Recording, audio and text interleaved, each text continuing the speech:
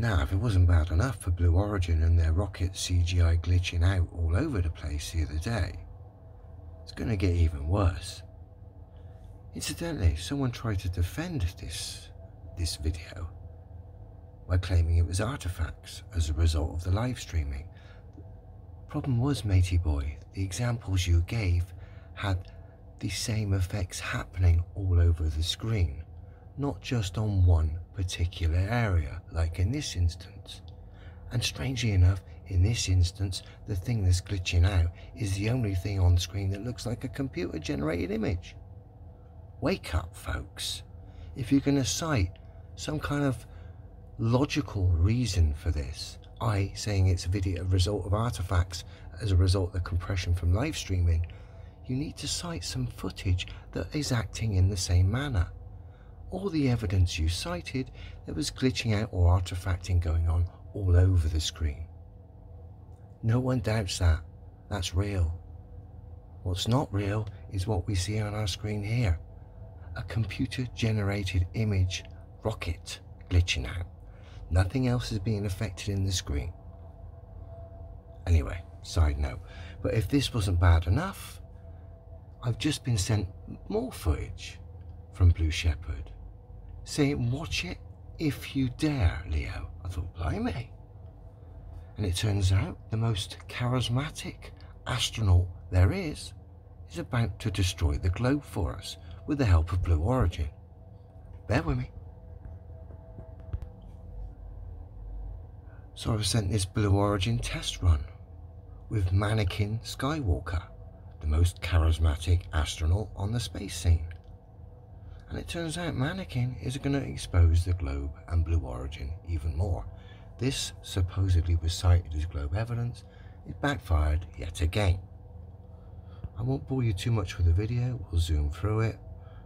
Apparently our mate goes to space and we see curvature in space, okay? There is two angles, this angle and another one, to give you two supposed angles of curve.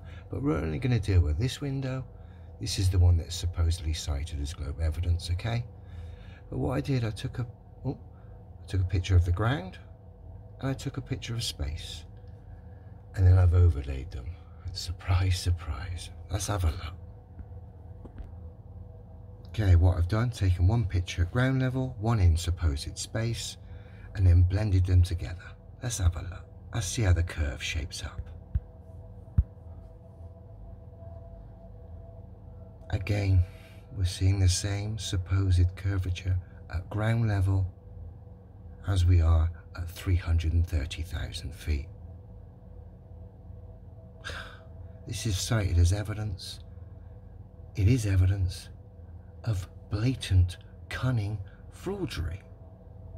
Turns out Mr. Excitement himself, the Mannequin Man, has actually destroyed the very thing he's supposed to be testing. This rocket program stroked the globe. So we thank Mannequin Skywalker for that. But it's... Now, let me just make a note here, because I know what certain individuals are going to say. There's drop, horizon drop. Now, the curvature matches exactly the same, as we can see when I blended it together, okay? But the supposed, what the globe propagandists are going to say, curvature drop, or horizon drop I should say, is simply going to be down to the angle of the craft. At ground level, it was level. Up in space, I suspect it's slightly tilted back towards us, hence we're seeing the slight change in the apparent eye level of the horizon.